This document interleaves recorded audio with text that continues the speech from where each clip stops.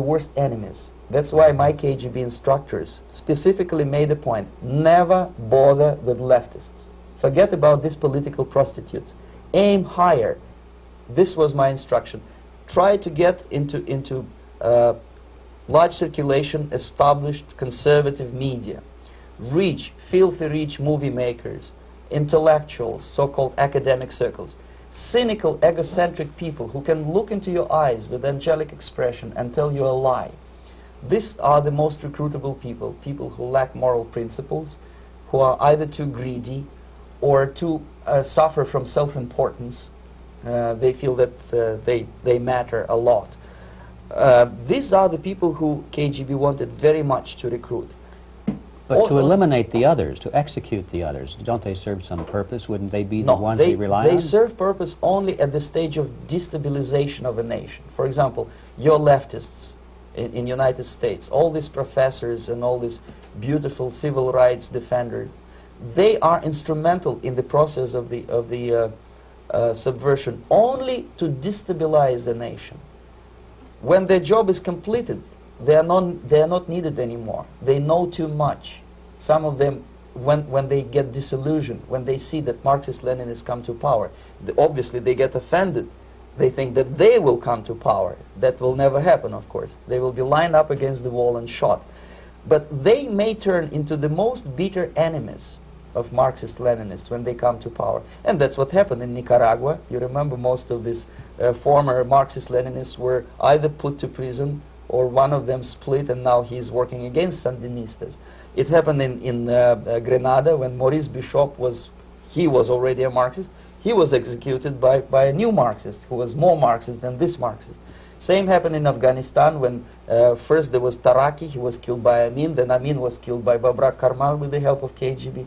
Same happened in Bangladesh when Mujibur Rahman, very pro-Soviet leftist, was assassinated by his own Marxist-Leninist military comrades.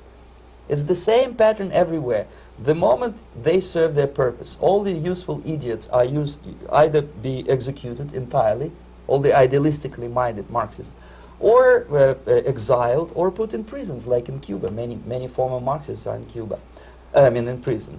So most of the Indians who were cooperating with the Soviets, especially with our Department of Information of the USSR Embassy, were listed for execution. And when I discovered that fact, of course I was sick. I was mentally and physically sick. I thought that I'm going to explode one day during the briefing at the ambassador's office. I would stand up and say something that we are basically a bunch of murderers. That's what we are. It has nothing to do with friendship and understanding between the nation and blah, blah, blah. We are murderers. We behave as a bunch of thugs in a country which is hospitable to us, a country which with ancient traditions. But I did not defect. I tried to get the message across. To my horror, nobody wanted even to listen, least of all to believe what I had to say. And I tried all kinds of tricks. I would leak information through letters or lost documents or something like that, and still I got no message. The message was not published even in the conservative mass media of India. The immediate impulse to defect was Bangladesh crisis, which was described by American correspondents as Islamic grassroot revolution, which is absolute baloney. There was nothing to do with Islam, and there was no grassroots revolution. Actually, there are no grassroots revolutions, period. Any revolution is a byproduct of a highly organized group of conscientious and professional organizers, but it has nothing to do with grassroots. In Bangladesh, it was nothing with grassroots. Most of the Awami League party members, Awami League means People's Party, were trained in Moscow in the high party school. Most of the Mukti Fauj leaders, Mukti Fauj in Bengali means People's Army, same as SWAPO and all kind of liberation armies all over the world, the same bunch of useful idiots. They were trained at Lumumba University and various centers of the KGB in Simferopol, in Crimea, and in Tashkent. So when I saw that Indian territory is being used as a jumping board to destroy East Pakistan, I saw myself, thousands of so-called students traveling through India to East Pakistan, through the territory of India, And Indian government pretended not to see what's going on. They knew perfectly well, the Indian police knew it, the intelligence department of the Indian government knew it, the KGB of course knew it, and the CIA knew it. That was most infuriating, because when I defected and I explained to the CIA debriefers they should watch out because East Pakistan is going to erupt any moment, they said I was reading too many James Bond novels. Anyway, so East Pakistan was doomed. One of my colleagues in the Soviet consulate in Calcutta, when he was dead drunk, he ventured into the basement to relieve himself. And he found big boxes which said printed matter to Dhaka University.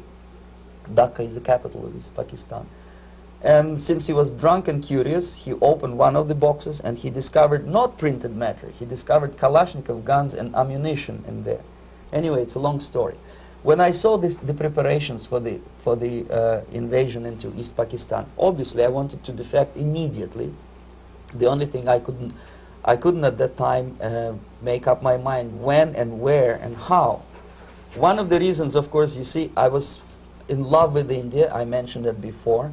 I spoke the languages. I socialized with people.